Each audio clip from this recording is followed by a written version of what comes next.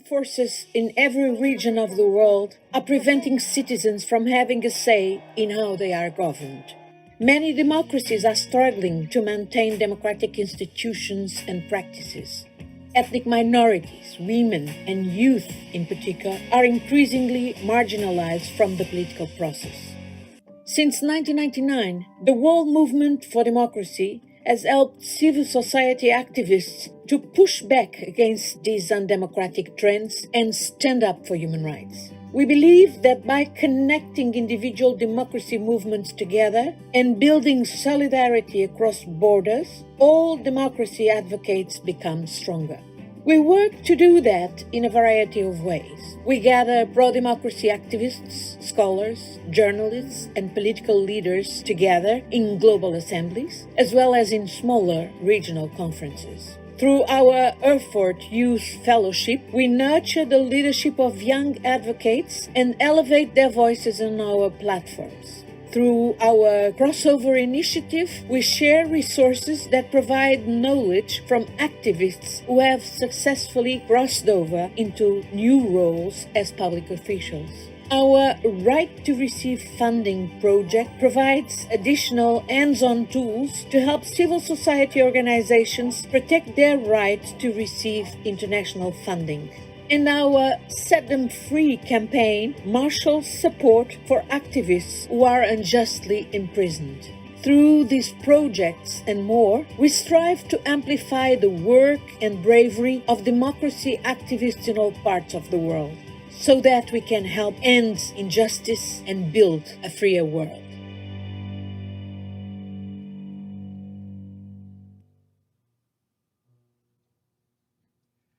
Good morning, everyone. My name's Damon Wilson. I'm the President and CEO of the National Endowment for Democracy, and I want to welcome all of you who are here with us in person, and especially our larger community watching online. Welcome. Today, on this International Day of Political Prisoners, we gather in solidarity to demand set them free. Pretty simple. So we're gathering today to honor all those who have been unjustly imprisoned, to remember all those who remain behind bars, and to advocate for the release of all political prisoners around the world. So I want to thank the World Movement for Democracy and Freedom House for joining in common cause to host today's event. I want to acknowledge we've got Dr. Daphne Rand with us, our Assistant Secretary for Democracy, Human Rights, and Labor, who will help me kick off the discussion. But we're particularly honored to be joined by remarkable individuals who have been political prisoners, as well as others who have been unstoppable advocates of political prisoners, often their loved ones. So today has an important origin story. You may hear more of this during the conversation. But on this day 50 years ago, in 1974, Soviet dissidents like Kornel Glibarsky and Alexander Murzhenko and other prisoners of labor camps, they held a hunger strike to demand recognition of the plight of thousands that were imprisoned in the Soviet Union on political and religious grounds. In 1991, in a very different, a free Russia, Russia officially adopted the date as a Day of Victims of Political Repression. In 2006, Memorial, Human Rights Center, and others, they began to organize a ceremony on the site of the former Soviet KGB headquarters to commemorate the estimated 1 million or more people executed during Stalin's Great Terror. And a sign of how much has changed, Russia now counts hundreds of political prisoners, more than in the waning years of the Soviet Union. So sadly, around the world, we are seeing an increase in authoritarian regimes that are arresting and detaining activists, journalists, academics, human rights defenders, and other voices of dissent to suppress opposition and to make it difficult for individuals to exercise their fundamental human rights and democratic freedoms. So in 2023, thanks to the advocacy of some in this room, for the first time, the world commemorated collectively October 30th as the International Day of Political Prisoners. And today, sadly, there are over 1 million political prisoners around the world. And as a result, supporting organizations advocating for the release of political prisoners, it's a large part of our work here at the Endowment. We support more than 50 organizations that are working on political prisoner efforts around the world. Through the World Movement and the Set Them Free campaign that you saw, We've helped to develop a global network of solidarity, connecting organizations focused on political prisoners and their families. But this is not about numbers. It's not about us. It's not about organizations. It's personal. It's about people. It's about political prisoners and their families. It's about Vladimir and Evgenia, Kara-Murza. It's about Berta Valle, and her husband, Felix, who's with us here. It's about Hisham Kassem. We're so grateful you made it to the United States to be here in person. It's about Jala and Emin and their father, Gubad. It's also about those political prisoners who we've lost. Kojimi in Burma, Alexei Navalny in Russia, and too many Venezuelans lost in the notorious El Helicoide prison. It's also about José Carlos Zamora and his father, José Pepe Ruben Zamora.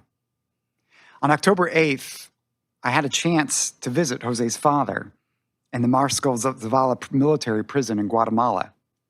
He is an extraordinarily talented journalist, a visionary, and an anti-corruption campaigner. And when I visited him, I took with him a book. I took Viktor Frankl's Man's Search for Meaning. And we gave him this book because when Ilya Yashin, who's also in town this week, was released from prison, he did a radio interview and he was asked what gave him strength during this time in prison. And Ilya said reading Frankl's Man's Search for Meaning gave him a sense of determination. So Frankl, if you haven't read the book, he himself survived numerous Nazi concentration camps. And his thesis is that the primary human drive is the pursuit of meaning, that a sense of purpose here in the audience, you illustrate this point. So in prison, José, I was just telling his son, José, we walked in and he was with eagerness, shared us his vision, indeed very specific plans about how to build the rule of law in Guatemala. He was so focused on the future of his nation that he almost neglected to tell us how he was doing, how his conditions were, how his health was. And we've seen now 11 days after our visit, José was just moved out of prison to house arrest. Now that's only a partial victory. We have others here who are with us who have been released. This is only a partial victory. But as José said, as we've heard from others, when he was walking out of the prison, he said, I'm so grateful for everyone's solidarity because I could tell that without you, I would have felt forgotten. So today is ensuring that political prisoners around the world know that they are not forgotten. We know them, we know their names, we have their backs. And just like José Carlos's father, each of our remarkable guests today, they have an extraordinary sense of purpose. Vladimir Kara-Murza believes in and is working tirelessly for a free, democratic Russia, one without political prisoners. Berta Valle, Evgenia Kara-Murza, they found purpose in becoming the most effective advocates, not only for their imprisoned husbands, but for political prisoners and their families around the world. Hisham Kassem, who's with us, has a powerful vision for a more prosperous Egypt, free of repression and embracing freedom of expression. These individuals' clarity of purpose, their moral compass, it provides meaning, hope, and purpose to so many others around the world under oppression who believe in them and their work towards these goals. So today, our first panel is a celebration of the power of global advocacy, highlighting how different democratic actors from civil society to the diplomatic community can play a crucial role in political prisoners' release. It is an amazing historic story that we will talk about today. And during the second panel discussion, we'll hear from the family of former and current political prisoners who have often become champions on this issue, overcoming many challenges to free their loved ones despite great personal risk. So to kick this off, I'm going to introduce Daphne Rand, who serves as Assistant Secretary of State for Democracy, Human Rights, and Labor. She is a terrific partner in the cause of freedom. Daphne, welcome to the Endowment. The podium's yours, please. Thank you.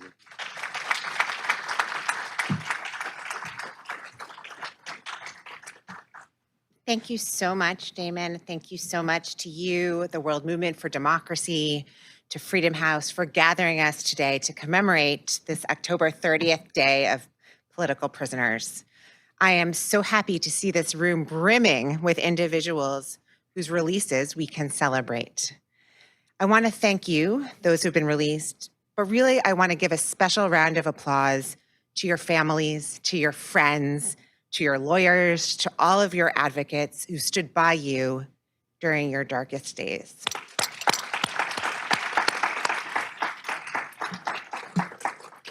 Today, we are honoring the many others unjustly detained around the world who should be here and should be with their families. And that's why we are here. I'm here to continue to emphasize that the American public, the US Congress, and the entirety of the US government will continue to situate as a bedrock principle of US foreign policy the release of the unjustly detained. Let's start with some of the positive policy news. The Biden-Harris administration has had some recent noteworthy successes. In partnership with the government of Guatemala and others, we facilitated the release of unjustly detained Nicaraguan political prisoners and unilaterally released by the Ortega Murillo regime in September.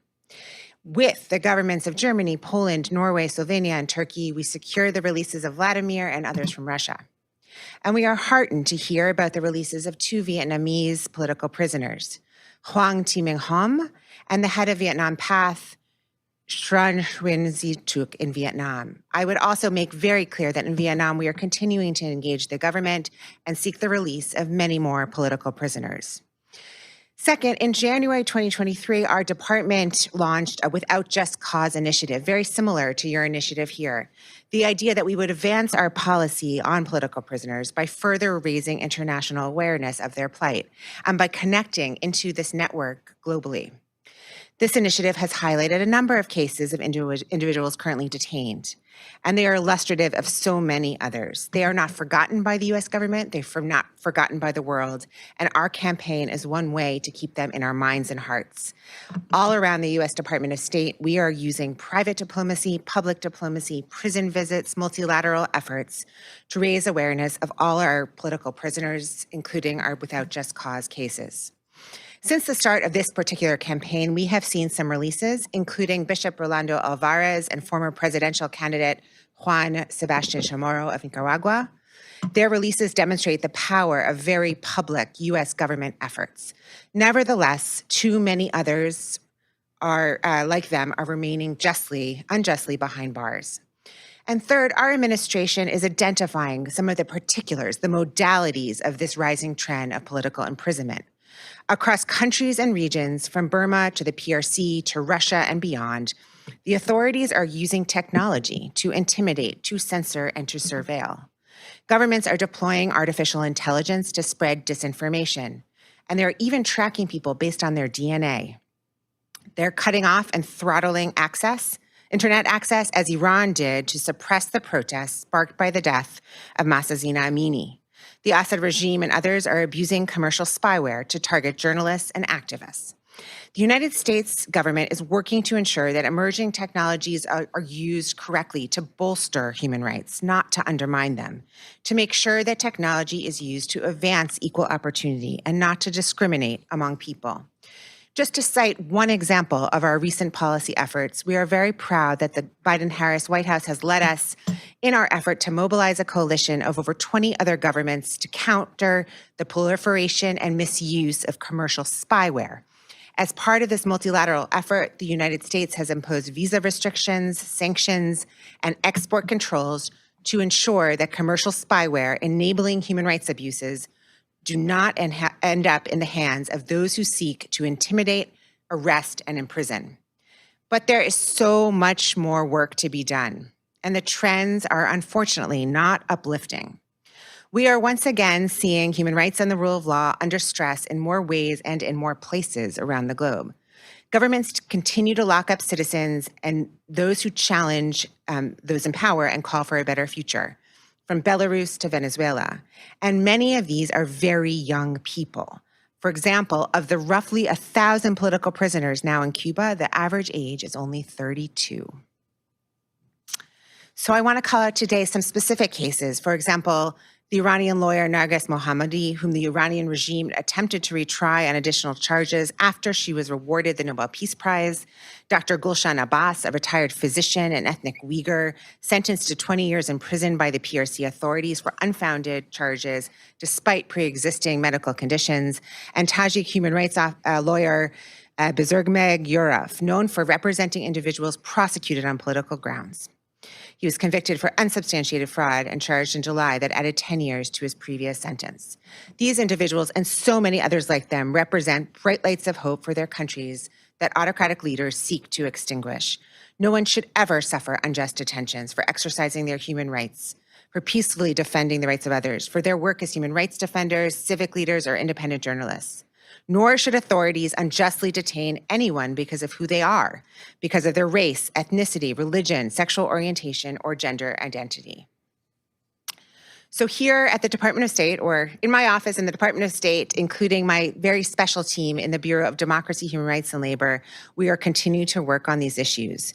We are continuing to robust publicly messaging, to continue to work multilaterally, and to maintain a spotlight and ensure that the international community's attention continues to focus on the scourge of unjust detentions. Let me be very clear. Our goal is not to lecture others or to shame individuals or states. Rather, it is to call attention to the fact that human rights are universal. They aren't defined by any one country, philosophy, or region. They apply to everyone, everywhere. And the protection and promotion of human rights around the world is a key factor in global prosperity, opportunity, stability, and really constructive international relations. It is also part of our own country's 248-year-old history. It is part of our foreign policy to support brave individuals working around the world to safeguard and uphold human dignity when it's under threat. And finally, it's also worth mentioning that the United States faces its own set of challenges on human rights. Our willingness to confront our challenges openly, to acknowledge our own shortcomings, not to sweep them under the rug or pretend they don't exist, that is what distinguishes us and other democracies. In closing, I'd like to mention and underscore one additional worrying trend that is affecting global security very directly, and that is the rise of transnational repression. For some governments, repression of critics reaches beyond their borders, online and offline. Like our efforts related to individuals facing risks within their own countries, transnational repression poses an ongoing serious threat to human rights defenders and others seeking to promote human rights and fundamental freedoms. This trend of TNR, or transnational repression, requires a very coordinated response from democratic actors, both in and outside of government. I am thrilled to partner with a bipartisan group of members of Congress to work through the very practical U.S. policy tools we can use and deploy to counter this trend. So thank you to all of our partners in this room and beyond. We need this type of collaboration with you, with civil society. Our work is directly enabled by the NED, Freedom House, and the World Movement for Democracy, and other organizations whose leadership, your voice, your grant making is addressing these issues that is so critical for so many civil society organizations around the world. And I applaud our continued close collaboration and coordination with those in the room and beyond. Securing the release of political prisoners requires a collective effort. I am honored to be here with all of you who are on the front lines of the fight on behalf of all those who are unjustly detained. We stand ready to work with you, our allies and partners, and the families who are directly impacted to identify and build new tactics, new lessons from cases past, and find new solutions to bring an end to unjust detentions once and for all. Thank you very much.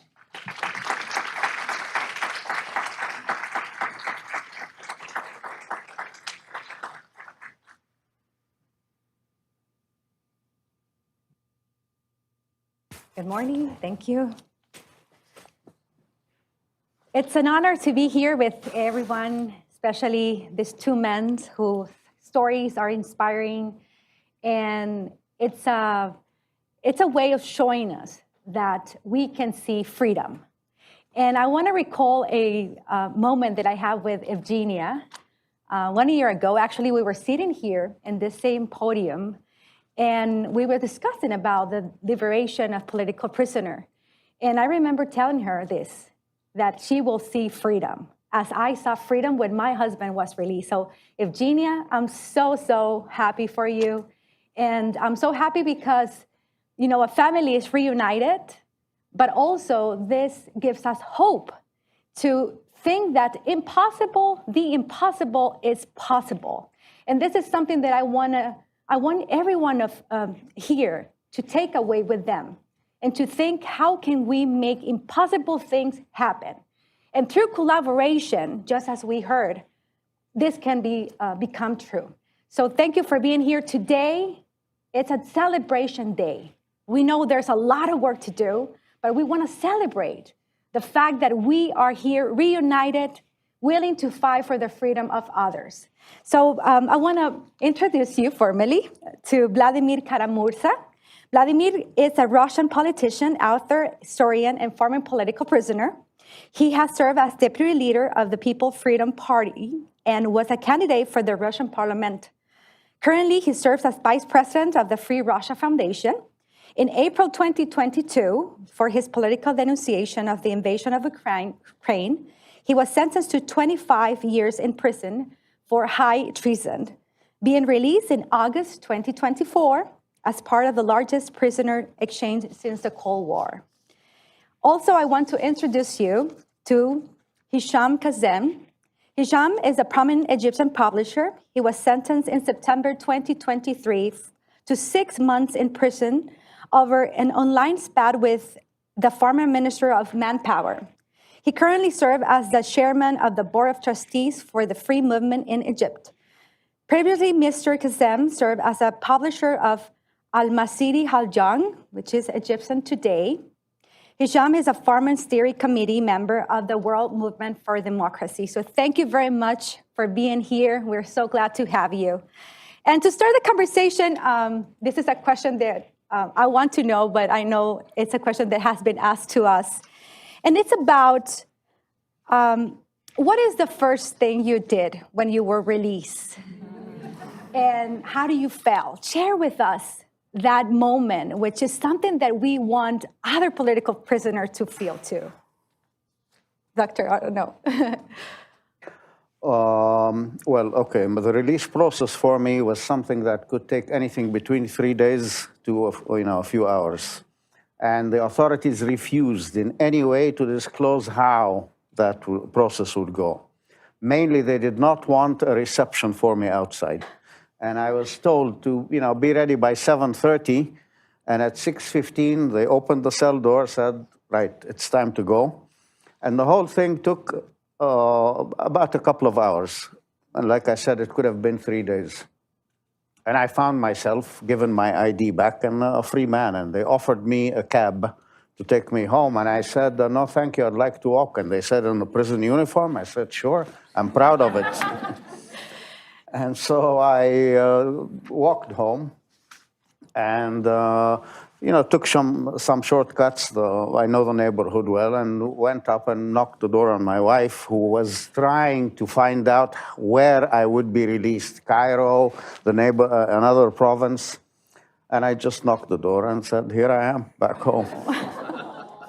That's incredible. That's incredible. How is she now? Fine. Yeah,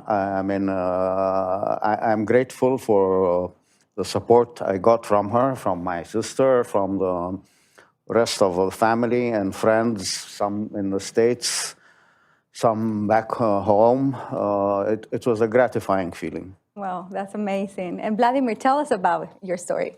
Well, thank you so much for the question. Thank you to the National Endowment for Democracy and the World Movement for Democracy and Freedom House for co-hosting this very important event on the International Day of Political Prisoners, and for drawing attention to this growing crisis in Russia, in Belarus, in Venezuela, Nicaragua, Cuba, China. So many countries around the world today where speaking the truth is considered to be a criminal offense. And it's very important that we remember, and as Damon said, that we speak not just about the general problems or numbers of the statistics, but we speak about real specific people, because these are real people and these are human lives that we're talking about. On my impressions on the day of the release, well, first of all, of course, I did not know it was going to be a release, and none of the 16 prisoners released as part of that exchange from the Russian side, none of us knew until the last moment. What's interesting is that, as I understand now, some of the prisoners that Putin was getting in return, they knew it ahead of time. But for us, when I was woken up by prison guards at 3 a.m. on Sunday, July 28th, in my prison in Omsk in Siberia, and told to get up and get ready in 10 minutes, I was certain that I was going to be let out and get executed. Then when I was brought to Moscow, to Lefortovo, the notorious, NKVD, KGB, FSB prison, I was told there's going to be a new criminal case, because that's the reason they usually bring prisoners who are already serving time elsewhere to Lefortovo. Now, of course, it would be sort of challenging to think why they would open a new criminal case against somebody who already has received a 25-year sentence, but that system doesn't always work according to logic. It has its own sort of internal dynamic. And then came Thursday, August the 1st, which was the day of the exchange. And that morning, the deputy director of the Lefortovo prison, an FSB lieutenant colonel, walked into my cell with a few other officials. They brought my bags from the storage, and they told me to take off my prison uniform and put on whatever civilian clothes that I had. And all I had in terms of civilian clothes was a black T-shirt in which I slept, long johns, because in Siberia it was minus 40 in the winter, so you need to put something underneath when you would go outside. And I had my rubber flip-flops that I would go to prison shower in. I showed it to him, I said, this is all I have. He said, why don't you have any normal civilian clothes? I said, look, man, I'm serving a 25-year sentence in solitary confinement in a maximum security prison in Siberia. What would I need civilian clothes for? He had nothing to respond to that. I said, okay, put it on. So I put it on. And just to emphasize how surreal that day was, that same evening, I would meet with German Chancellor Olaf Scholz in that same T-shirt, long johns, and rubber flip-flops from the prison. Then I was told to get down into the prison courtyard. There was a row of men standing with their faces covered in black balaclavas. This was the FSB Alpha Group, the Spetsnaz, the Special Elite Forces of the Russian Security Services. And they told me to get onto a bus that was parked in the prison courtyard. And I walk on it, and there are more men in black balaclavas. But next to each of these FSB guys, I see a friend or a colleague or a fellow political prisoner who were serving time in other places elsewhere in Russia. Oleg Orlov was the first person I saw from the Memorial Human Rights Center. Then Ilya Yashin, then Andrei Pivovarov. And that was the moment I realized what was happening here, because there could only be one reason why all of us from different regions of Russia, from different prisons, would be on the same bus. Then a quick ride to the airport, a 3-hour flight to Ankara, where the exchange took place on the tarmac of Ankara International Airport, the military wing. It was all cordoned off also by the military, by the police. And as soon as the exchange was completed, so we were boarded onto one bus, Putin's spies, hackers, and murderers were taken by bus to the plane, the same plane that brought us. And then we were driven to some sort of a government terminal building in the Ankara airport. There was a big room, like a reception hall or something, a long table, there were tea, coffee, sandwiches on it. We were all just feeling totally unreal. I mean, this was the longest day of my life, and I'm sure the 15 others would tell you the same thing. And somebody, a man in a suit with a beard, as I now know, this was Jens Plötner, the German Chancellor's national security advisor, because the German government, alongside the US government, played a key role in negotiating this. He came up to us and he said, welcome to freedom. And then at that moment, a lady diplomat walks up to me, holding a phone. And she asked, are you Mr. Kara-Murza? I said, yes, I am. She said, I work for the US Embassy in Ankara. The President of the United States is on the line waiting to speak to you, and she hands me the phone. And at that moment, I just decided that I'm not even going to try to understand what is happening here. And then I took the phone. I heard President Biden's voice. Sort of tried to put something together to say to him, because of course I hadn't used the word of English in 2.5 years. I hadn't really used much Russian either, because I was in solitary confinement. But I sort of scrambled to say something. And then he passed the phone to my wife and children, who were with him in the Oval Office. And I wasn't allowed to call them from prison. Political prisoners are forbidden calls to families. This is an old Soviet policy of punishing not just political opponents, but families too. And so I wasn't able to speak on the phone. And then I heard the voices on the phone that day. And I don't think I'm going to be able to find words in any language to describe how that felt. Wow, amazing. Thank you for sharing that story, and so glad that you are now together. And today it's a very important day, the Day of Political Prisoner, and it comes from particularly from a story from Russia. Political prisoners, fighting for their freedom. This day has a significance now for you, what it means for you today? Well, first of all, as far as I'm aware, this is the only official date in the world that was initiated by prisoners. I'm not aware of anything else. As Damon said in his introduction, this day has its origins in a collective coordinated hunger strike by the prisoners of Soviet political camps exactly half a century ago today, October 30th, 1974. So the hunger strikes were held in the political camps in the Perm region, where most of the political prisoners were in the 1970s, in Mordovia, where many there were too, in the Vladimir central prison, and it was announced in Moscow at the press conference at the apartment of Andrei Sakharov, who was the great Russian physicist, humanist, and human rights advocate, Nobel Peace Prize laureate. And then this date was marked annually as such, as a day of solidarity with those people who are persecuted and incarcerated for their beliefs. And then in 1991, when the communist regime fell, the democratically elected Russian parliament gave this day official status by recognizing it as the day to commemorate all the victims of political repression. And for a while, for about a decade in the 1990s, Russia did not have any political prisoners, zero. This was the only time in modern history of Russia, as far as we could see, when nobody, not a single person in our country, was put in prison because of his or her views and opinions, the only time. But as soon as Putin came to power, immediately, actually exactly the same time, the first political prisoners began to appear at the end of 1999, as he was coming to power. And then the number grew and grew and grew and grew with every year. And then, of course, the number just exploded after the full-scale invasion of Ukraine in February of 2022, because the fastest growing category on today's political prisoner list in Russia are those Russian citizens who are publicly speaking out against the war in Ukraine, because that is a criminal offense in Russia. And today, according to the latest figures from OVD Info, which is a human rights group, a leading human rights group in Russia, there are 1,372 known, I want to stress this word, political prisoners. Because, having been in the system, I can tell you that that number is nowhere near the reality. I've seen so many people who are in prison, for a social media post or for standing with a placard. They're not on anybody's list. They're not nobody's radars. Nobody knows about them. But even if we take, so the reality is much, much worse. Yes. But even if we take the publicly available number, 1,372, that is more than there were in the whole of the Soviet Union, which is 15 countries put together. Imagine. In 1987, during the Vienna Conference on Security and Cooperation in Europe, the last public figure we have for the number of Soviet political prisoners was about 700 then, for the whole USSR. Now it's more than 1,300 just for Russia. And just to give a sense, this week alone, 53 people will be on trial in courtrooms across Russia on politically motivated charges. 53 people, only this week. And so, a little more than a year ago, this was in September 2023, Alexei Navalny wrote from his prison in the Vladimir region to me, to my prison in Omsk, and to Ilya Yashin, who was then in the pretrial detention center in Moscow. This was before he would be transferred to the Smolensk region.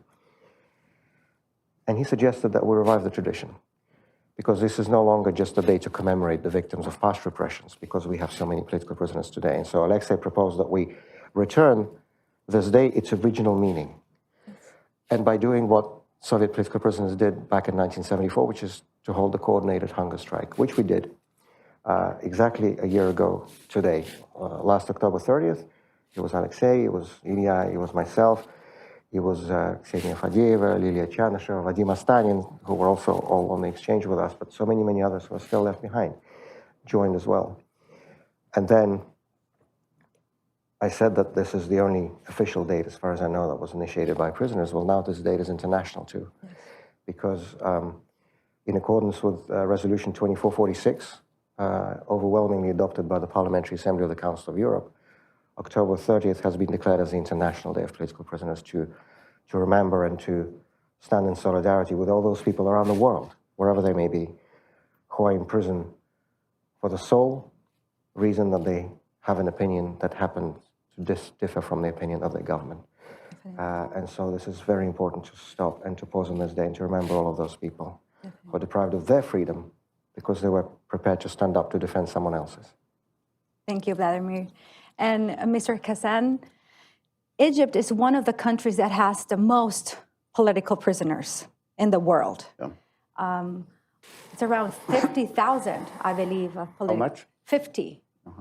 I mean, and as Vladimir mentioned, there are a lot of people that are not even known as political prisoners because they're not registered, they don't have a trial, etc. And from your experience and being, Egyptian, how do you think we could build a stronger global voice to advocate for political prisoners? And what is the missing that needs to be addressed for this issue to stop? No, sure, okay. You say political prisoners. I'm really not sure that's the case. Vladimir just spoke about people who are in prison for their beliefs.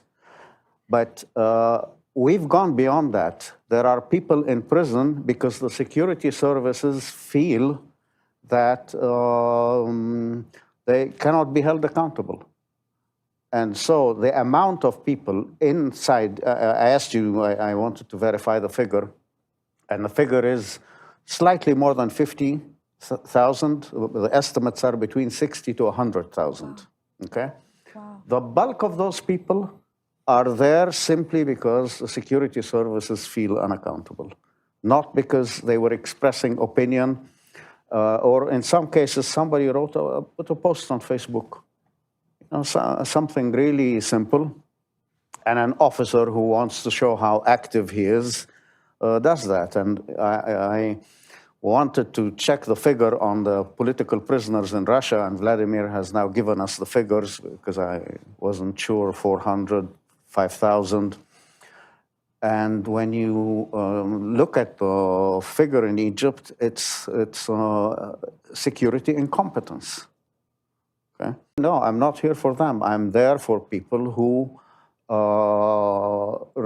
really were not a security threat. Yes. And thank you for mentioning this. This is something important for us as audience and listening to you, because this is now about arbitrary detention. Because it's not only about political reasons, which is the main cause, like speaking up truth to power, but it's also the tensions like you just mentioned, like someone that just felt a threat for people in power. Yes. So what do you think can be done to build stronger global action to stop arbitrary detention or for political reasons? Most important is that the political will has to stay there because conditions change. The situation, the differences between 1990 and the end of the Cold War and where politicians were at the time. To them, this was a personal commitment. They fought to have a victory for the free world. And things have changed completely since then. Not completely, but dramatically since then. And what was a very personal cause for a lot of politicians and diplomats as well is no longer the case. It's taken a back seat in comparison to the warriors of the Cold War. Again, circumstances will differ. For example, in my case, my story was like the #1 story coming out of Egypt and my incarceration and my upcoming trial, but I was sentenced on October 7, and my story dropped like a rock. So, that is, again, another variable. The diplomats in different countries, when you have a head of mission who is concerned that the policy of his country in pushing for democracy might cause deterioration of relations and is reluctant, will make a difference. So there really is no clear formula on how to go about it. But the most important thing is that we realize that things can only deteriorate. I'll give you an example. In 2006, when the victory of Hamas and the Muslim Brotherhood in Egypt happened, the Bush administration did a U-turn from their freedom agenda. I was very close to that administration. I've heard it from them personally. And the idea was, no, the Middle East is somewhere where we should not be involved that much. It's basically a lake of fundamentalism. And if we push for democracy, we'll end up with the rise of illiberal democracy, as people called it. And look at the situation now. We are left between military or family regimes, and militias and hardliners who are there forcing their way on the political scene, whereas people like myself find the global support has really taken a back seat. And we're out there facing forces of extremism and repression on our own. So the idea is that with all various different reasons that govern the situation, the political will has to remain. Thank you. Thank you for your comments. And what would be your comment, Vladimir, regarding what else can be done? What is there missing that we must pay attention to support the release of political prisoners and to advocate for the release of political prisoners? Well, the last line of defense, very often the only line of defense for political prisoners, is public attention. Public attention saves. Public attention saves lives, literally, or at the very least, it can improve the daily conditions that political prisoners have to exist in. And it may not seem like a big thing, but it really is once this is your life, day after day, week after week, month after month. Irving Cotler, the great human rights advocate, former Attorney General of Canada, once wrote that the worst nightmare for a political prisoner is to be forgotten. And I would often quote this phrase in my previous, advocacy on behalf of political prisoners before I had the experience myself, but having gone through this, I feel deeply personally just how important that is, because the system seeks not only to isolate you, to lock you up, in that tiny small room, to make sure you can't, communicate with the outside world or with your loved ones, but the system also wants to make you feel forgotten and ignored, and that this was all for nothing. And it's so important that they're not allowed to get away with that. And so public advocacy, public attention, public opinion, we know it can move mountains. There are several people in this room, myself included, who are the living evidence of this in a very literal sense. I was certain that I was going to die in that Siberian prison. The only reason I'm sitting here and speaking with you today is because of that relentless and sustained advocacy by so many good people in democratic nations, governments, parliaments, media, but also, NGOs, civil society groups, just regular citizens. We know it works. We know it works for years. It's a question of having the will to do this. And you mentioned in your introduction, Berta, that our exchange on the 1st of August was the largest East-West prisoner exchange since the end of the Cold War, and that is absolutely true, and this is why sort of the media has described it as historic. But what made it really historic to me was that this was the first exchange of this kind in nearly 4 decades that resulted in the liberation of Russian political prisoners, because the many exchanges over the years of, Western citizens held in Russian prisons or intelligence operatives on both sides and so on, these happen regularly, and of course in the context of wars, exchanges by prisoners of wars and so on. But the last time that an international prisoner exchange liberated a Russian political prisoner on the insistence of a Western government was in October of 1986, when President Reagan said that he won't go to Reykjavik to meet with Gorbachev unless the Soviet government released Yuri Orlov, a prominent physicist and founding chairman of the Moscow-Helsinki group, and he was in an exchange in October 1986. This was the last time.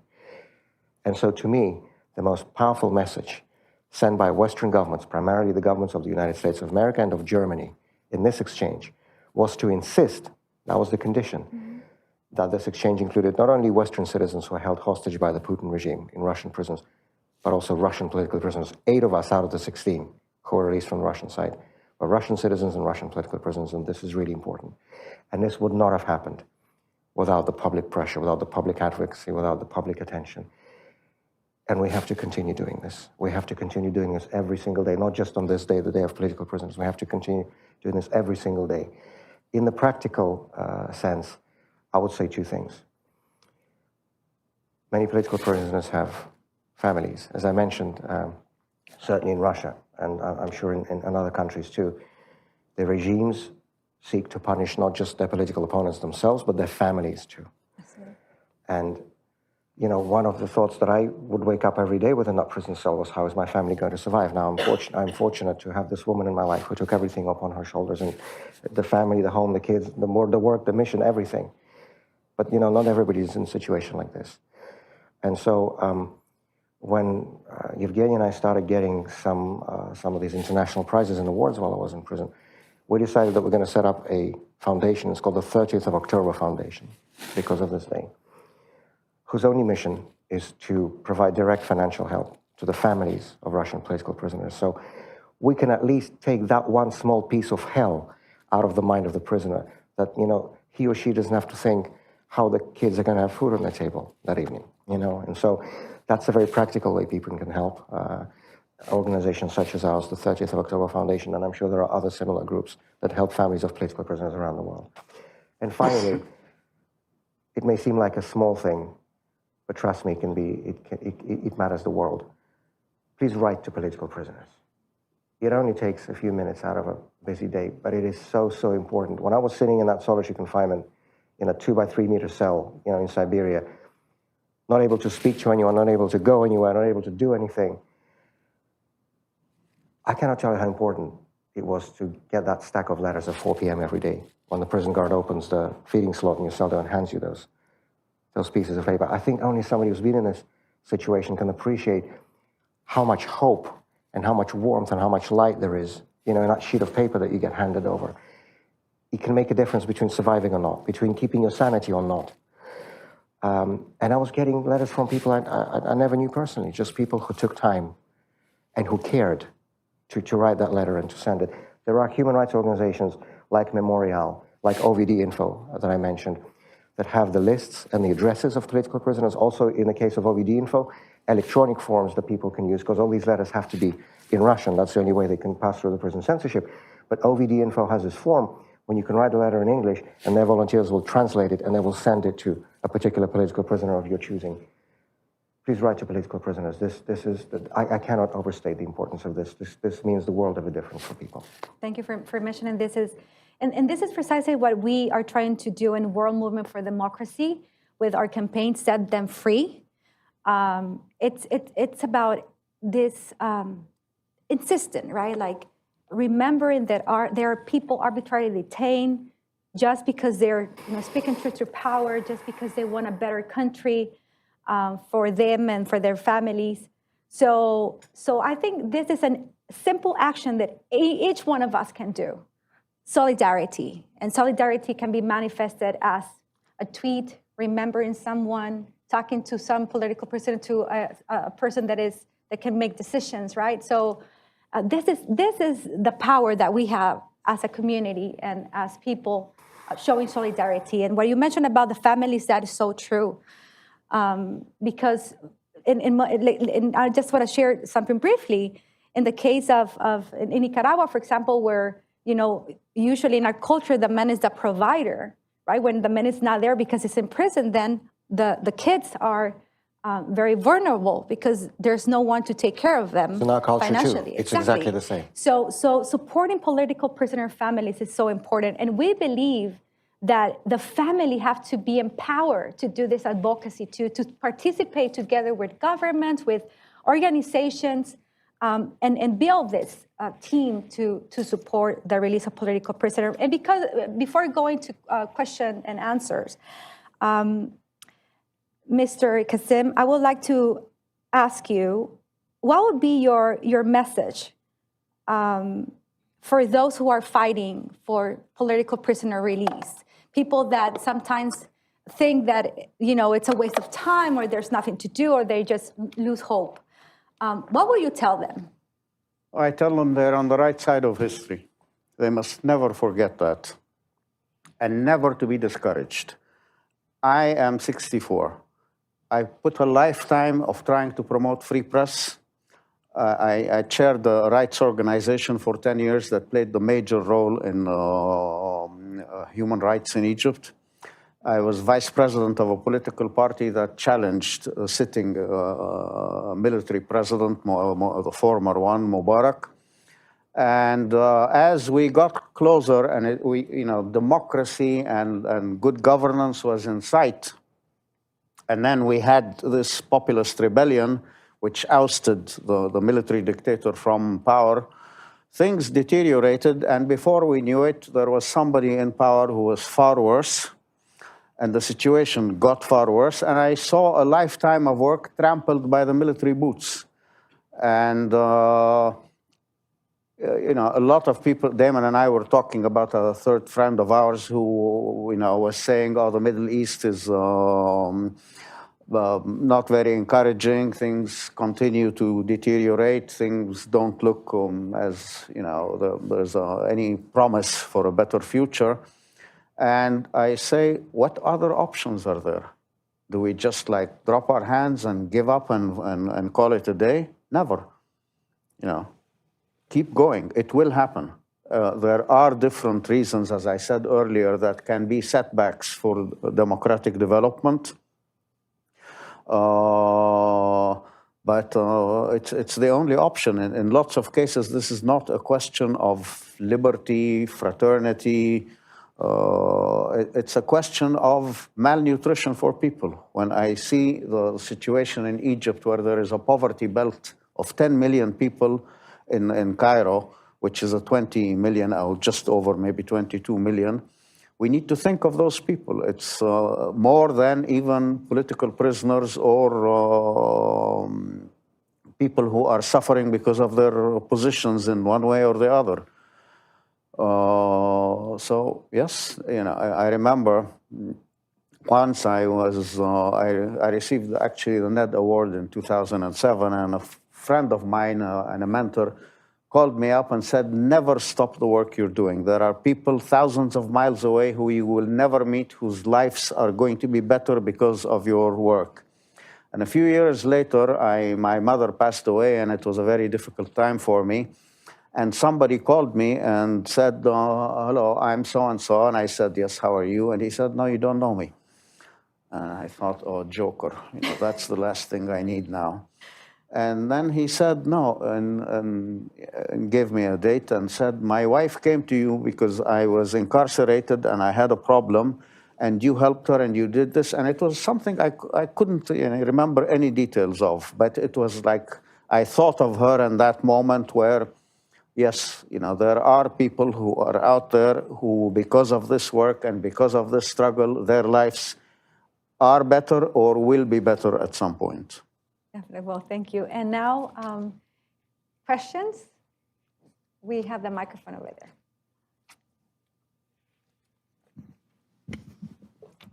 Hi, thank you so much for the speakers and for the panelists. It was really encouraging to hear what helped you. And I'm from Karakal, Pakistan, and we are facing ethnic cleansing. And the president of Uzbekistan, he is a straight A student of Putin.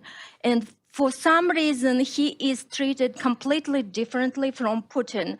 So Uzbek president, he has hundreds of Karakalpak people, political prisoners.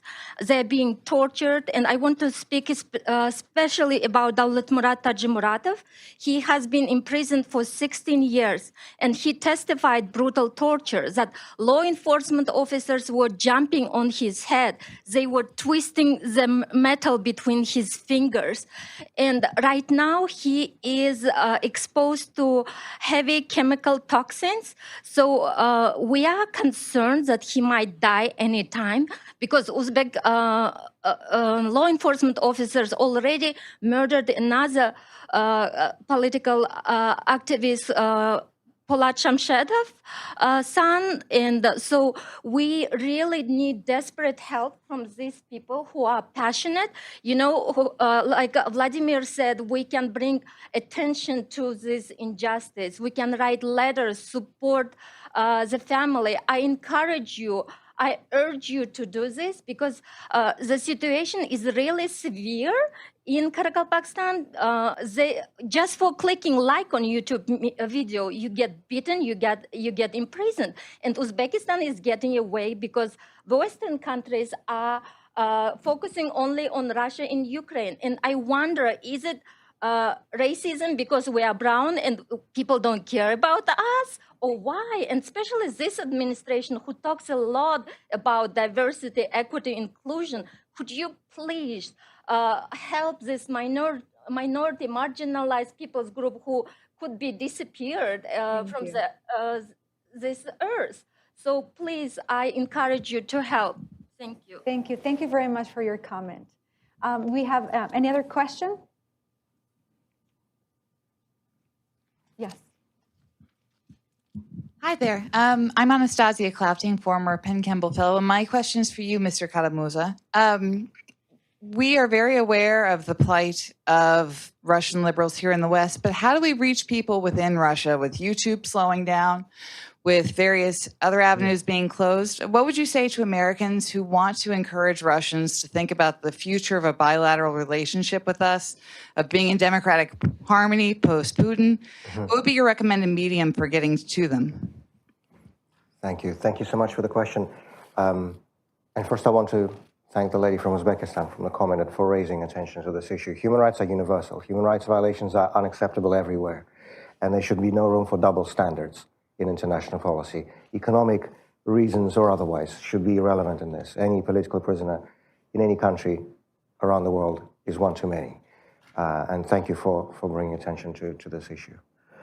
On your question, I believe that's one of the most fundamental issues that there is. Because, the Putin regime's propaganda tries to present, for example, what's happening now in Ukraine, as a war between, quote unquote, the collective West and the Russian people. That's the image. By the way, today, because it is October 30th, and it's still officially marked in Russia as the day to commemorate the victims of political repression.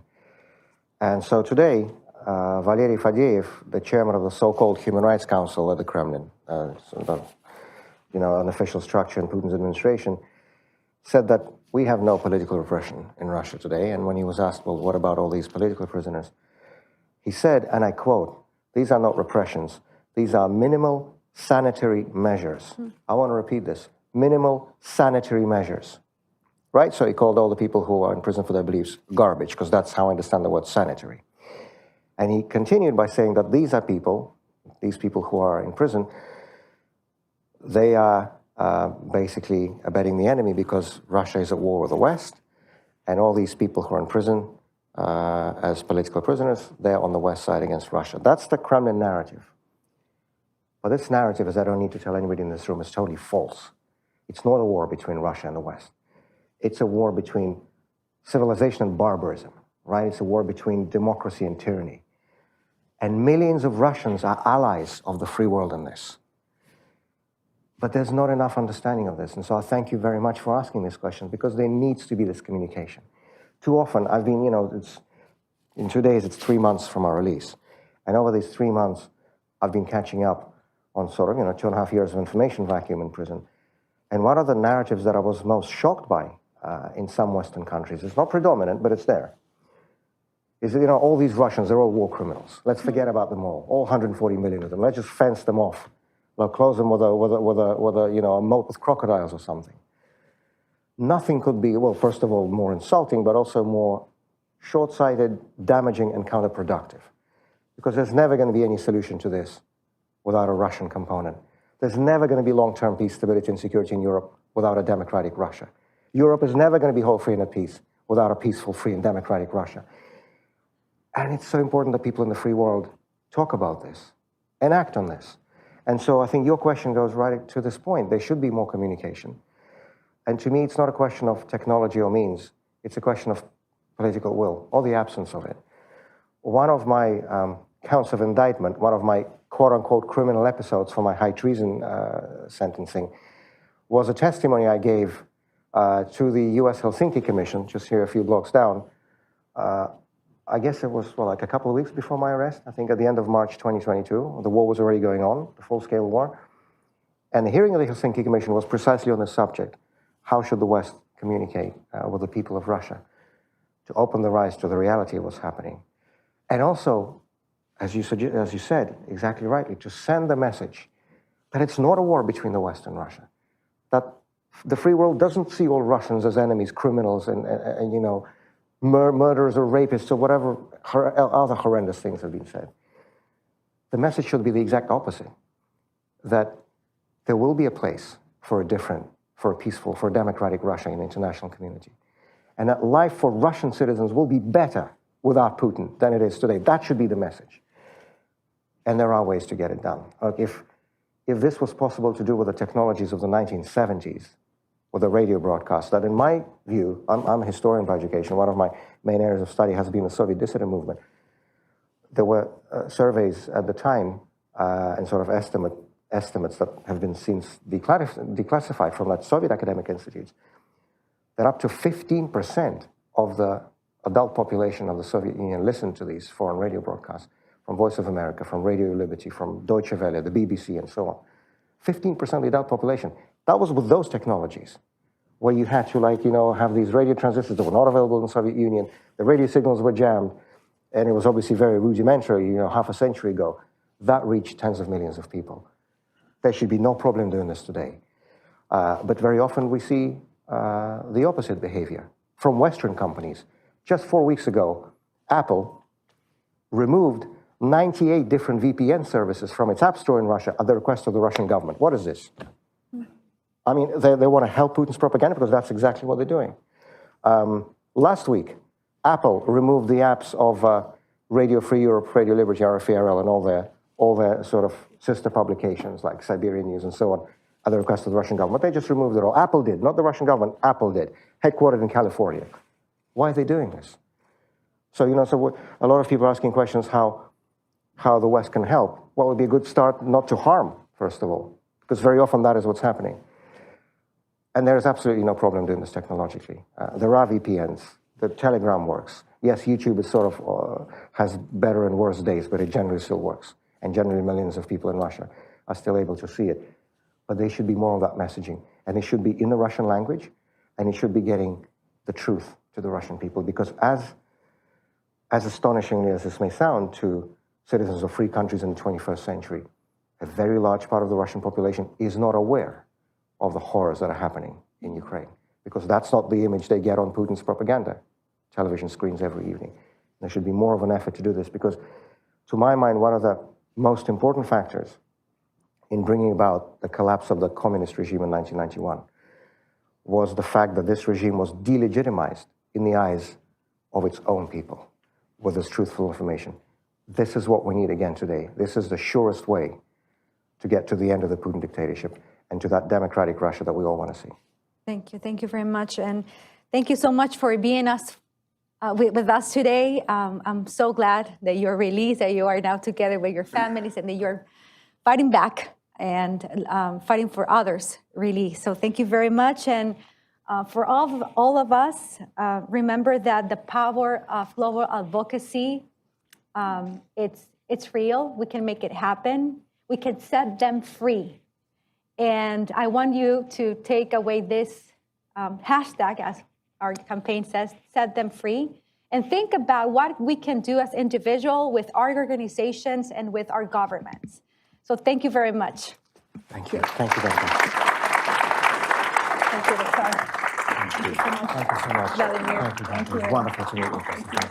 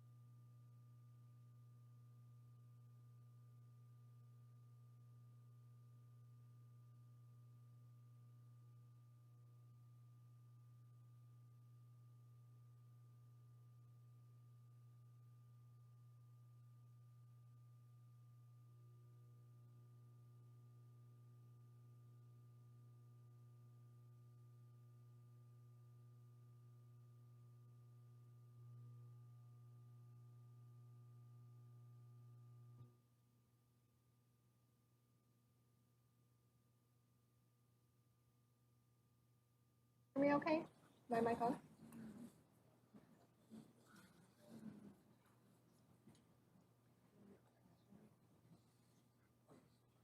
Welcome back, everyone, for the second panel. It is such an honor to partner with NED and World Movement for Democracy on this important event and to be with all of you today. There are so many incredible advocates and former prisoners and family members in the room, and it's just wonderful to be alongside all of you as we continue this important work. It is my huge honor and pleasure to appear today with two absolutely incredible advocates. They are also family members of former and current political prisoners. A large part of our work at Freedom House is advocacy and research and programmatic work focused on freeing political prisoners and on understanding and addressing the underlying systemic conditions that lead to political imprisonment. And I could not think of two better people to talk about that issue today.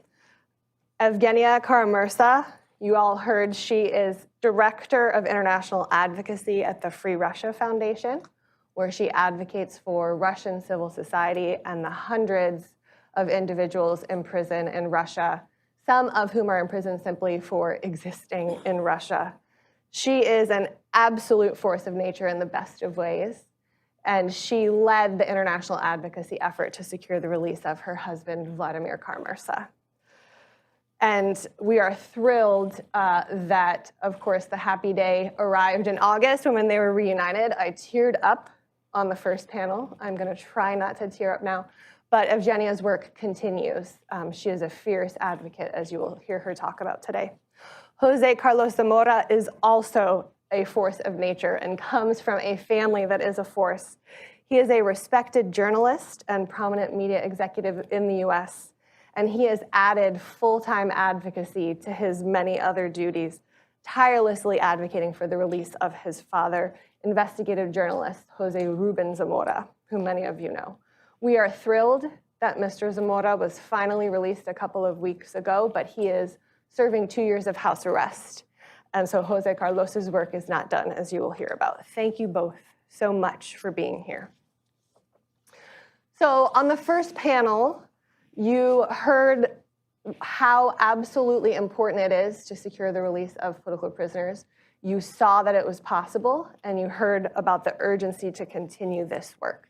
Today's panel is this afternoon's panel is going to zoom in on what actually needs to be done to make that happen. How can we actually get people out? And we're going to talk about what it means for families to be the #1 advocate for their loved one. What does that experience look like? How can they sustain their work under unfathomably stressful circumstances? So without further ado, I want to turn to both of you. You have both at this point traveled the world, advocating not just for your loved ones, but for many other people in your home countries, for many of the underlying human rights challenges in your countries. In your experience, what has been the most effective strategies for mobilizing support and for securing release? You obviously come from countries in two very different places politically at the moment. One is entrenched authoritarianism, the other has a new president. Is your work context specific? Is it case specific? Let's talk about what you've seen to be effective. Thank you very much for the question, Annie, and for the kind introduction. And of course, I want to start by thanking the National Endowment for Democracy, the Freedom House, and the World Movement for Democracy for hosting this event and for continuously fighting and fighting and fighting for freedom and human dignity around the world. Your work is extremely important, and what means a lot is that coalition, that you work together, that you bring your efforts together, your expertise together to address the issues that we all hold very close to heart. And I think that, to me, this is what I took out of that advocacy into which I was thrown against my will, so to speak. I mean, I don't feel like I had a choice because my loved one ended up behind bars. and because his cause has always been so important to him that it became important to me. And I could not fathom, I could not imagine that this work could stop. So I had to pick up and do my best under the circumstances, fighting not only to bring Vladimir home, but to make sure that his work on political prisoners, on bringing those responsible for those atrocities to responsibility, on countering the regime of Vladimir Putin in Russia that destroys everything around it. That work could not stop. So I had to do all this. And I am very grateful to all the human rights groups and organizations, to those governments that actually heard me. My sort of approach was I will speak and speak and speak and speak, and some people will hear me. Those who are not willing to hear me, I will make them listen. That was the approach, very pushy one. Very effective. Very one. unnatural I saw it live one in for me. action. But I realized that, especially with politicians, I am a mother of 3 kids, and that helps. When you deal with many politicians, I've seen it. Sometimes you need to repeat a single thing 1,000 times, and then you see sort of a glimpse of recognition in their eyes, and you know, here we are, now we can work. Now we can work. But that, so, and regarding political prisoners and the growing crisis of political imprisonment or hostage taking around the world, this is what I saw is missing in today's approach of the free world to this. This cooperation between countries. The United States still remains the only country that has a specific office for hostage affairs that deals with those specific cases of hostage taking or political imprisonment around the world. And we see, and many governments still have this approach that we do not engage in such matters. Because when a hostage is taken, when there are political prisoners, the only thing that can be done post factum, so to speak, when a hostage is already taken, raises this moral dilemma. Should we negotiate with these governments, with these terrorist states very often? Should we enter into some deals with them? And so they pretend like it does not exist. And they say, we do not engage. I have a friend who is a British and US citizen. She is very happy to live in London. She loves the UK. But now that she recently received a British passport, she told me now that she will decide on which passport to travel when she goes somewhere. That is unacceptable. Imagine what message she gets from the government of the country that she loves. That, you know what, I know that I cannot travel on this passport because if I end up in a tricky situation like that, if I get up taken hostage, my government is not going to advocate for me. So this approach is absolutely unacceptable in a civilized world of the 20th century, on the 21st century. And I believe that this is what needs to change. We see dictators of the world coming together, bringing their efforts together, propping each other, supporting each other. I mean, during the recent presidential elections in Venezuela, we saw that Wagner soldiers were squashing these peaceful protests.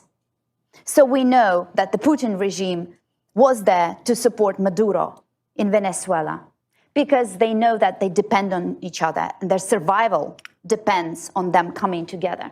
So democracy should do the same thing and bring their efforts together to address the crisis of hostage taking and political imprisonment around the world.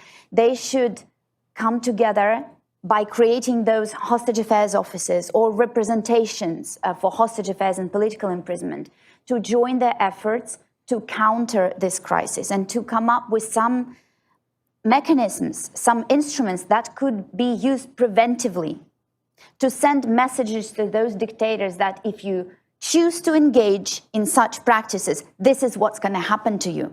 And it's going to be immediate and it's going to be harsh. There's going to be no giving you compromises and, just tiptoeing around you. It's going to be harsh response every time you engage in such practices. So part of my advocacy now is to fight for the establishment of those hostage affairs offices around the world that would change the policies of governments towards the issue of political imprisonment and hostage taking, so that they would no longer be allowed to pretend like the problem does not exist, that they would have specific people there or specific bodies that would deal with this and that would be sometimes this is what is needed, forced to enter into cooperation with other countries to address the current cases of political imprisonment and hostages and to make sure that such policies are prevented in the future. Well, your work has been tremendously effective and inspiring for so many of us. Jose Carlos, you have been such a passionate advocate for your father. He's founder of the renowned investigative publication El Periódico. He was in jail for more than 800 days, finally moved to house arrest, which we heard Damon note earlier. It is a partial victory, but often this work is incremental. What, in your experience, led to this decision? What is most effective in trying to secure movement like this from governments? Well, I think it's very complex, but overall, it's something Vladimir mentioned and Evgenia mentioned. It's really public attention. Like that's the main driver. So I think it's public attention and solidarity, and within that is creating these networks of support for which we are all grateful for, and that includes why we're here today, and that's why I think we're all grateful to the National Endowment of Democracy and the Freedom Movement and Freedom House, because your work really helps makes a difference. It has a very big impact, and I think were it not for that network effect, things wouldn't move. Because really what all of these governments want is really to take these political prisoners, imprison them, isolate them, make sure their families leave the country, and really everybody forgets about them. And I think that's what their strategy is. And in that, I think more and more all of these repressive and corrupt and authoritarian regimes have evolved over time. Before, it was death threats, assassination attempts, and the killing of political opposition or leaders or journalists. But they realized that comes at a very high price. And they also realized that they controlled their entire government. So they found this really exceptional tool, which is using criminal law and lawfare to go after whoever they think is opposition or a critical voice. And they copy from each other, right? You see, I've been talking a lot about this, the repressive regime handbook, right? And from Russia to the Philippines, to Venezuela, Nicaragua, El Salvador, Guatemala, they all use these tactics, they polish them, they improve them, and they use them consistently. And I think that's what we also need to make sure we have, right? We need to make sure that we have our own handbook that helps fight theirs. And a big piece of it is attention. So it's attention, is making sure the story continues to be alive. That's very complicated. I come from journalism and from media, right? And we live in a 24, 48-hour news cycle. So maintaining a story alive in the case of my father, for over 2 years, it's very complicated, and it takes a lot of work and a lot of support and solidarity. So I think that's really the base of everything. And then within that network, you also need to work with the different democratic countries around the world who believe in freedom, who believe in democracy, and ensure that not only they are watching, but that they sanction these corrupt actors, that they take their visas away, and that they ensure that they know that the world is watching, and that whenever their term ends, they won't be able to go anywhere in the world. They will have to stay in their country and face the consequences. Your point about cooperation amongst us, but amongst authoritarians also, is such an important one. I was at the UN yesterday listening to the Special Rapporteur for Russia unveil her new report documenting torture used in Russia and in occupied Ukraine. Vladimir was there also. And government after government after government, North Korea, China, Belarus, Nicaragua, Venezuela, stood up and talked about how none of us had any right to talk about what was going on inside borders. And they are copying one another's tactics. And people like you two, brave enough to stand up and say, here's what's happening to my family member, here are the similarities. Repression does not stay contained. Repression moves abroad is so key to being able to combat that. I want to talk a little bit about that repression not staying contained and the way that you all have experienced it. You are fierce advocates. You are also human people dealing with the incredible trauma of your loved ones being imprisoned. What have you experienced in your day-to-day? Have you been targeted for your advocacy work? And then for everyone listening online or in the audience with us today who might be a family member trying to advocate for their family, what advice do you have for them about how to take care of themselves while under incredible stress, working at breakneck speed? You know, Evgenia, Vladimir was out August 1, and I think August 20, you two were back at work, if not sooner. So I'll start with the opposite order. Jose Carlos, I'll start with you now and then move to Evgenia. Well, I think from one side, it really drives you, right? It's the sense of purpose. Like my father's case, it's very personal, it's my father. But at the same time, it goes beyond him. It's really about also something he believes in and we all learned in our house, right? It's about freedom, it's about freedom of the press, it's about journalism. So his case, we were definitely advocating, and we're still advocating for him, and we want him to be free, and now he's partially free, but we want him to be fully free. But it was also about freedom of the press. So there's this larger issue that I think it's important, that is his imprisonment was really an attack on freedom of the press. And it was a message to all journalists in Guatemala that if they denounce corruption, they would be persecuted. So I think that's a very important issue. Now, in terms of, I think the work is important, but it's also building these networks. And I think that was very helpful to continue doing the work, right? I think the support of your family, the support of your friends, colleagues, and building that incredible network. I was mentioning to somebody the other day that this entire process, this 813 days of arbitrary detention were very difficult, and they really showed us the worst of humanity. But at the same time, it showed us the best side of humanity. And there's all these people who are doing exceptional work.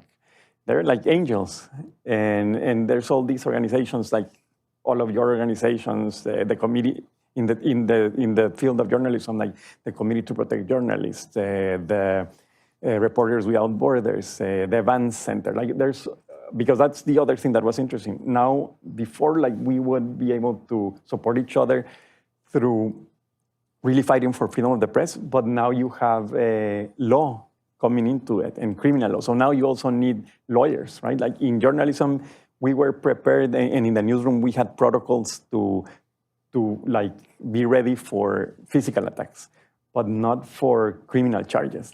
You never expected that. So That's been so, but those building those networks and working together and being in touch with all of them all the time is very important. And then I don't know, like I don't think we take very good care of ourselves, but because there's no time. Like you really need to be working all of the time. But one thing that is important, and I think is I started paying more attention to it at home and with my family, is you really need to take care of yourself. And one side is like really trying to exercise and do things like that are very important. But other is taking care of your mind, right? And of your mental health. And that's extremely important. And I think that we mostly leave aside, but I think that's really important. So I've been like getting more into that and learning also like different tactics and things to feel better, right? And that also gives you strength and allows you to continue doing what you need to do.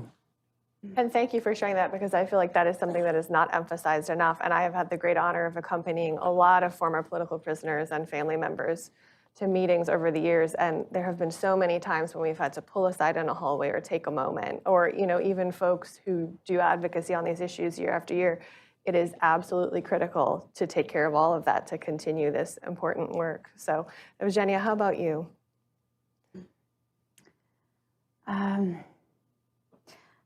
I would be the worst person to give advice to others, because we didn't take any breaks. We brought Vladimir back to the US from Germany, and the next day we were back at work. What held me together throughout Vladimir's imprisonment was that sense of purpose that you talked about,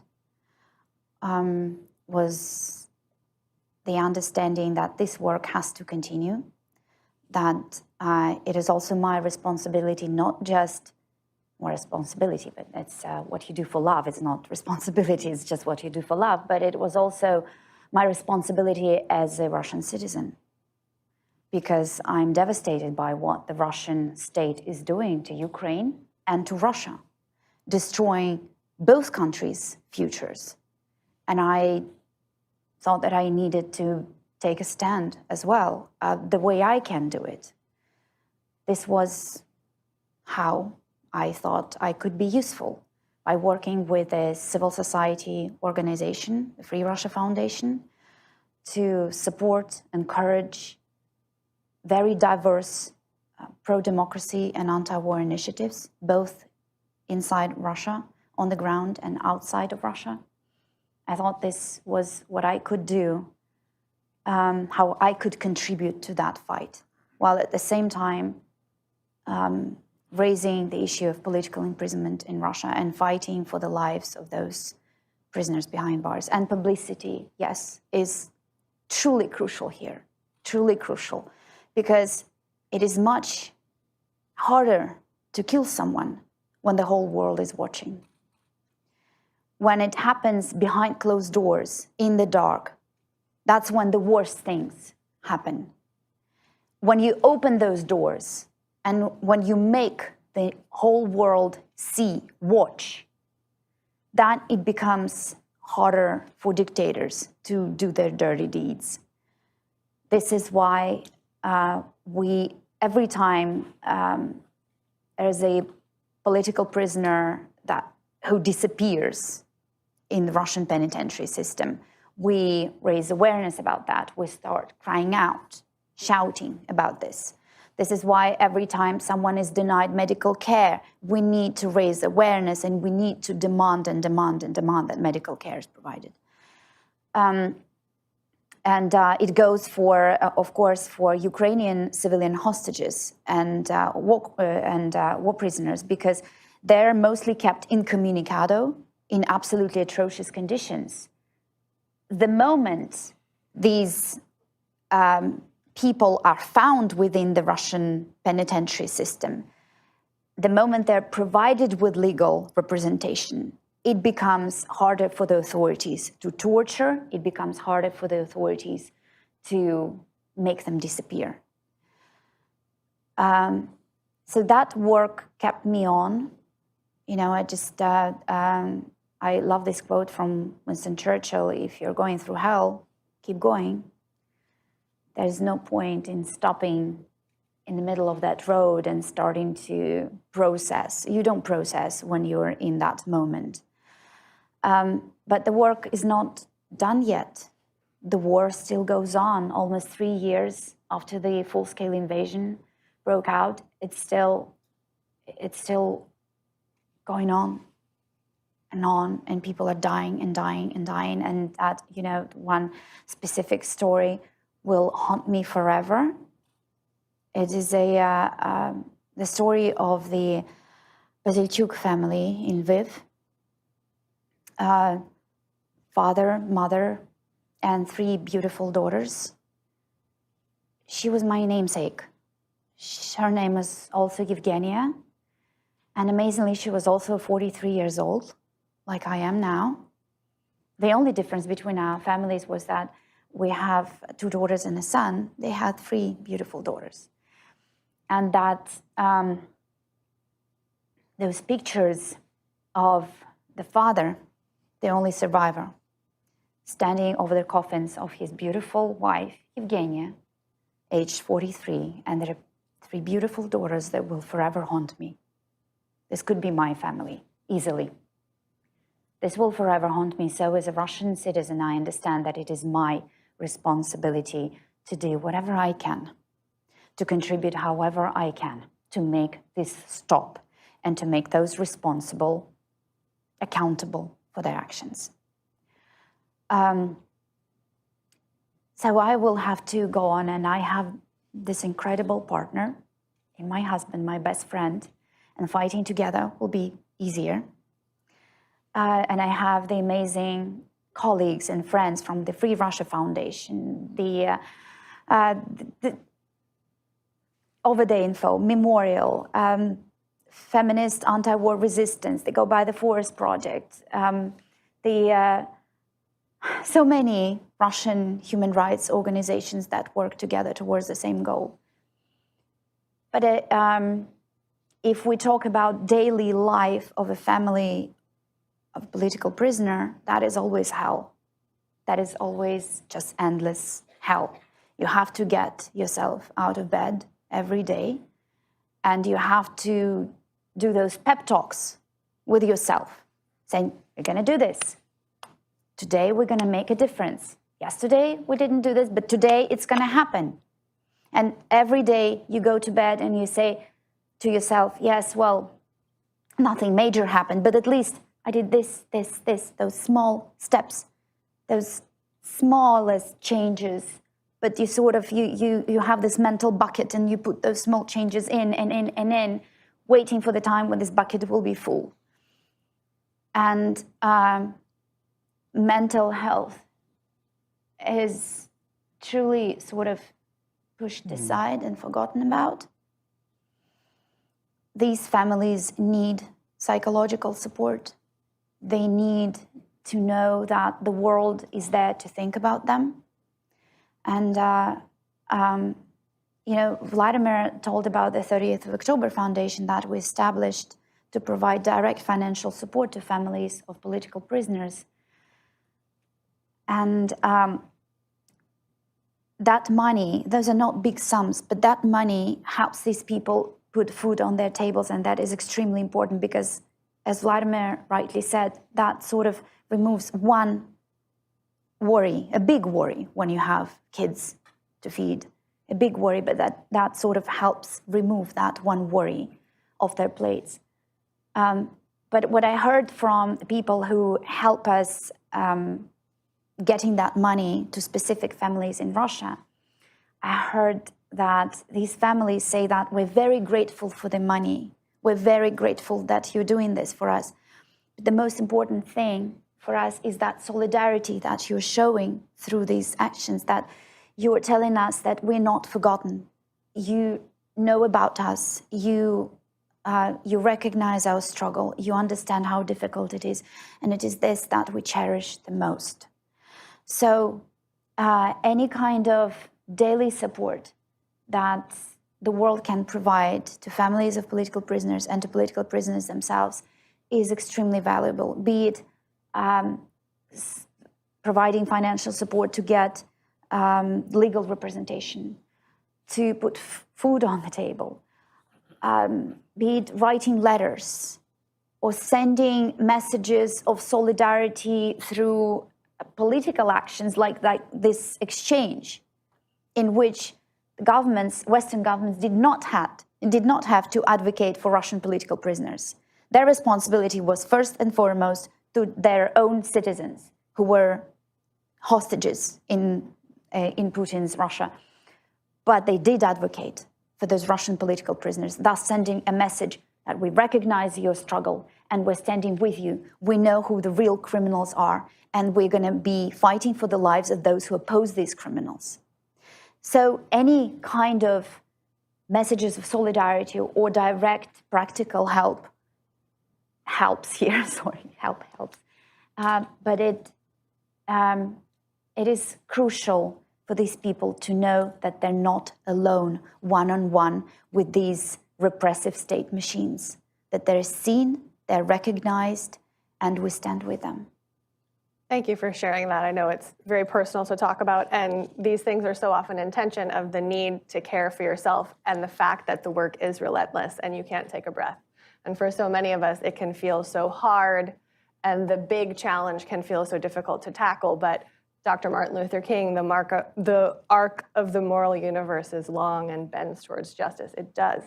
And we know that we can make incremental change and help individuals who are, some of whom sitting live here in the flesh, and we see change happening. And so that is what gives us hope in what sometimes feels like the darkest of moments. And I thank you both so much.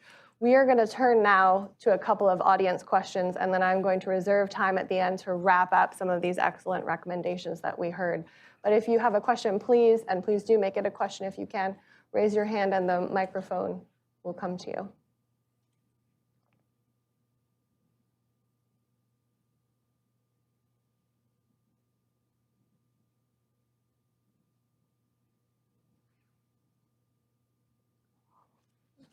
Well, good, we can actually use that time.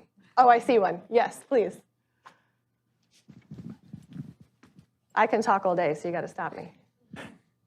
Well, thank you for speaking, both of you guys. My question would be, what kind of steps did you guys take in terms of, working with the IFIs, just given the fact that all of them loan a lot of money to, different countries. I heard a question on Uzbekistan. They loan $7 billion, and some loan to other places. So I would like to know, I'm Dr. Gubat's son, and what kind of steps can we take for IFIs to, get them more involved and, get them more doing things? Thank you. Wait, and can you say 1 minute about your father, because it's such an important case to Will highlight. do. So my dad is Dr. Gubadi Badoglu, who's a London School of Economics professor. He's been arrested in Azerbaijan since July 23rd, 2023. Former NED fellow, and he's on a house arrest now, thankfully, after, courageous work of Ned and courageous work of a lot of people, civil society and the US government and European government. And now we're working on to try to get him out of the house arrest and back to Germany or back to the United States, just given the fact that he's in a critical health condition. But again, thank you, Damon, for all the work you have done on this case. Go ahead. I spoke last. Long. Sure, go ahead.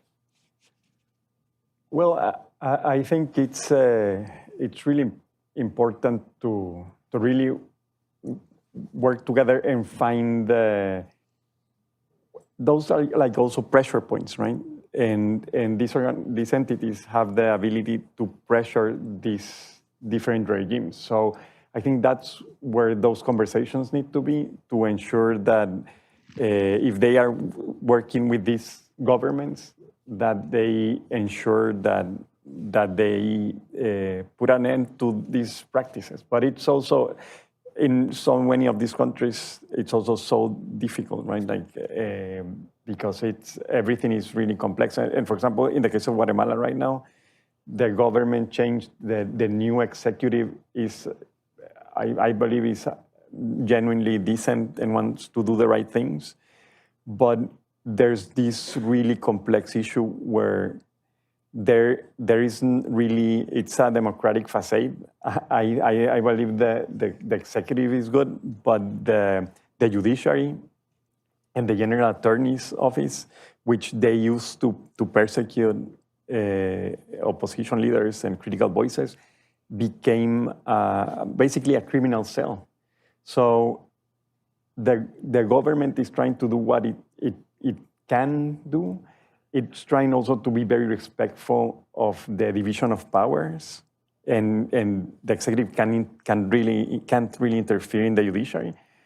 But it's very difficult because the judiciary isn't really a justice system, right? It's really has this criminal cell in it. So you still need to work with these governments and see how you can push them to really fight this criminal cell as what it is, right?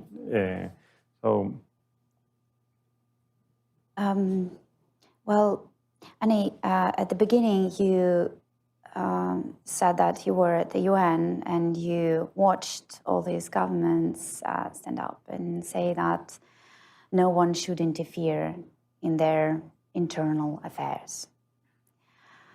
Well, human rights are not an internal affair, as many international documents clearly state, like the 1989 and 1991 OEC documents clearly state that human rights issues do not represent an internal affair of any member state. And other member states have not just the right, but the responsibility to get involved, to prevent human rights abuses, and when they do take place, to punish those human rights abuses. So there are legal documents that say that, international legal documents. But I think it all goes down to political will of democracies to stand up and say, no, these are not your internal affairs. We have that right and responsibility to get involved and to fix things. And if you are unable to fix them yourselves, we're going to push you and force you to fix that. So I think that this is where it all comes down to, that political will of democracies to return to the basic values, the values that freedom, human dignity, those things that lie at the basis of the democratic system. This is what it goes down to. And we need to use all the available instruments to push these governments into actually standing up and saying, no, we're not okay with this, publicly saying. I think that the collapse of the Soviet Union was, it was not caused, but it definitely contributed to the collapse. The moral stand, the courageous stand of certain leaders in the West, including President Reagan here in the US, his willingness and his courage to call the Soviet regime what it was and to make it clear that it would not be acceptable, that it's not a partnership, it's a different kind of relationship. And I think that this is truly important to send those messages to those dictators of the world. But mustering enough political will would be a good start. But it's an absolutely fantastic point to end on because it is so incredibly true. Failure of governments to recognize that human rights issues directly impact security and economic issues, or failure to have the courage to say that out loud, to talk to the international financial institutions about this, is to the detriment of democracies. And these points are so important. So concluding, I will just reiterate what I heard from the first panel and from you all about things that we can all do. It is tremendously important that we work to advocate for the freedom of political prisoners. You heard repeatedly the importance of helping folks remember they're not forgotten. I think we may actually have some postcards at the back if you would actually like to write postcards today of raising these cases publicly, the need to support families and lawyers, financial assistance if they need it, emotional support if they need it, the importance of working in coalitions. I have done this work now for a couple of decades, and it can be easy and tempting for coalitions to fall into infighting, and it is so important to stay aligned and to work not just country by country, but globally to learn lessons from one another so that we are as coordinated as the authoritarian regimes are. And political prisoner issues are not just political prisoner issues, as you both eloquently talked about. There are underlying democratic deficiencies, challenges to rights and rule of law and the justice system that must be addressed if we're to end political imprisonment. So I just thank all of you. I thank you two so much for the work that you do. I thank everyone involved in the first panel. And to close, what I'm gonna do as we all applaud our wonderful panel is I will say, if you are also in the audience as a family member or former political prisoner, please stand up so that we can all applaud you also. Thank you so much to Ned and to World Movement for Democracy.